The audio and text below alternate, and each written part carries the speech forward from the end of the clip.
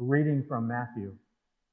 Now after they had left, an angel of the Lord appeared to Joseph in a dream and said, "Get up, take the child and his mother, and flee to Egypt, and remain there until I tell you, for Herod is about to search for the child to destroy him." Then Joseph got up, took the child and his mother by night, and went to Egypt, and remained there until the death of Herod. This was to fulfill what had been spoken by the Lord through the prophet, "Out of Egypt I have called my son." When Herod saw that he had been tricked by the wise men, he was infuriated, and he sent and killed all the children in and around Bethlehem who were 2 years old or under, according to the time that he had learned from the wise men. Here ends the reading. Before you judge me, let me say this. If you are a leader, if you are charged with keeping the order in your nation, sometimes you have to do the difficult thing. Sometimes sacrifices have to be made for the greater good. Anyone in any kind of power knows this, and I stand behind this principle to the utmost degree. After all, human beings are by nature savage and ignorant and superstitious. And it is only by the equally stern reinforcement of the law that these savage impulses and ignorant beliefs of the ignorant masses be put into order. And let me tell you, it is not an easy thing to try to civilize an ignorant and disorderly people. I have tried everything.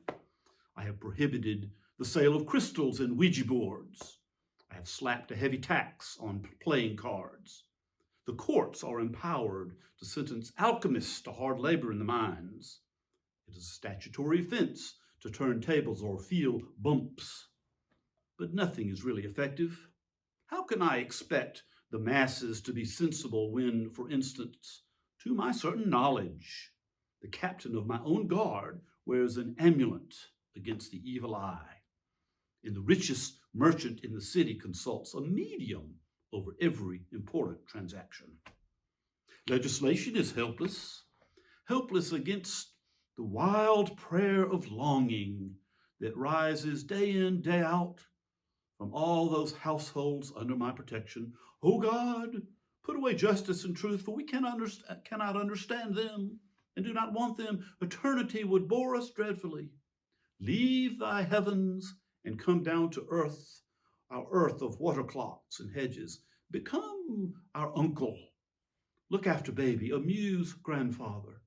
Escort madam to the opera. Help Billy with his homework. Introduce Muriel to a handsome naval officer. Be interesting and weak like us, and we will love you as we love ourselves. Reason is helpless. So, with a bellow of rage, it knocks poetry downstairs and sends for prophecy. Your sister has just insulted me. I asked for a God who should be as like me as possible.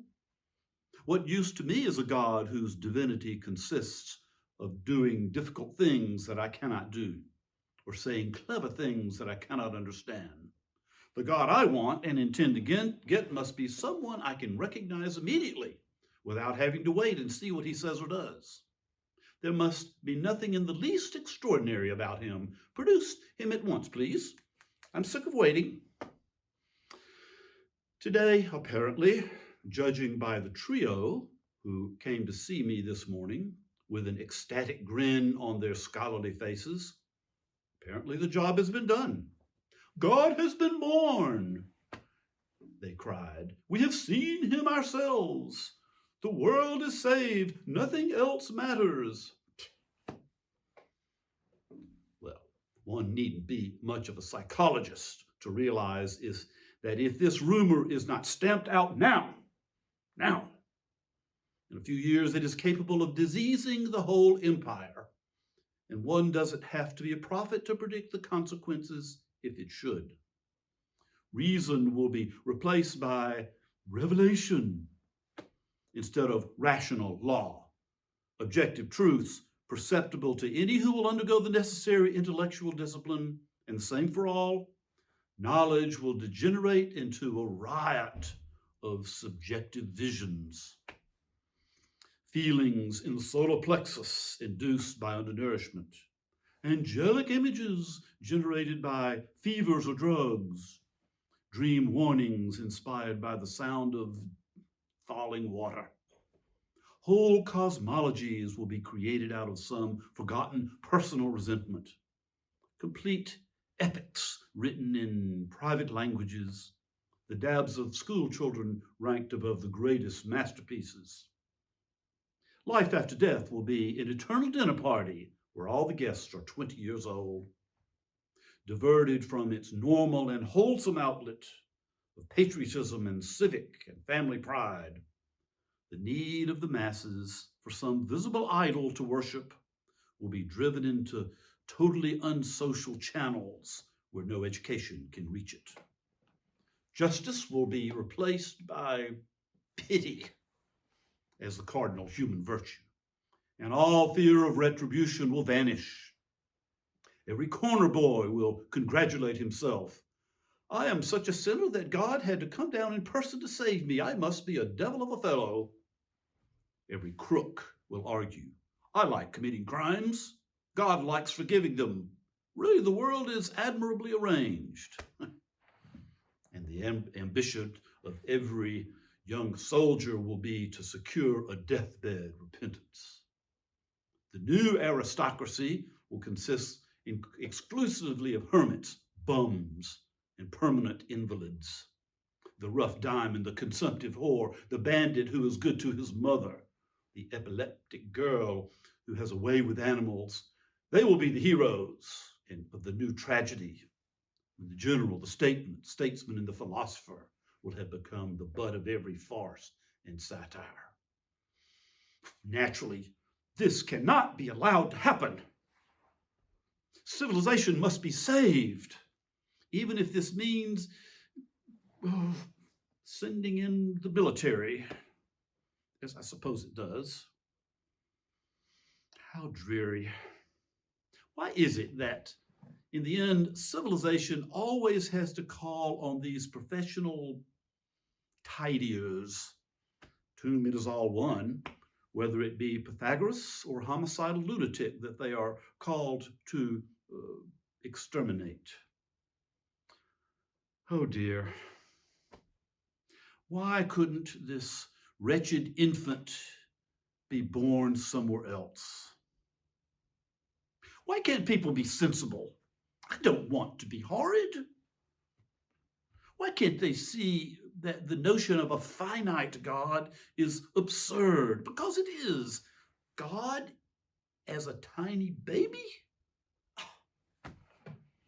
And suppose, just for the sake of argument, that it isn't absurd, that the story is true, that this child is in some inexplicable manner both God and man, that he grows up, lives, and dies without committing a single sin. Would that make life any better? On the contrary, it would make it far, far worse. For it would only mean this, that once having shown them how, God would expect every man, whatever his fortune, to lead a sinless life in the flesh and on earth. Then indeed would the humble human race be plunged into madness and despair.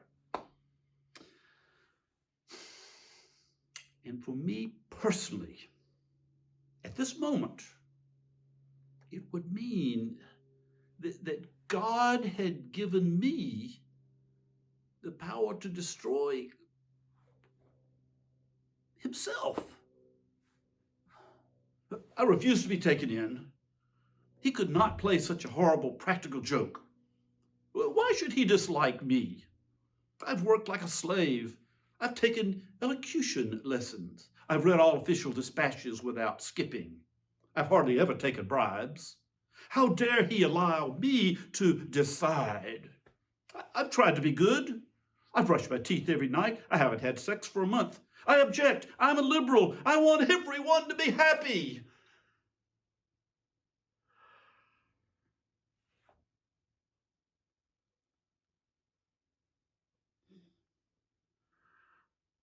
I wish I had never been born.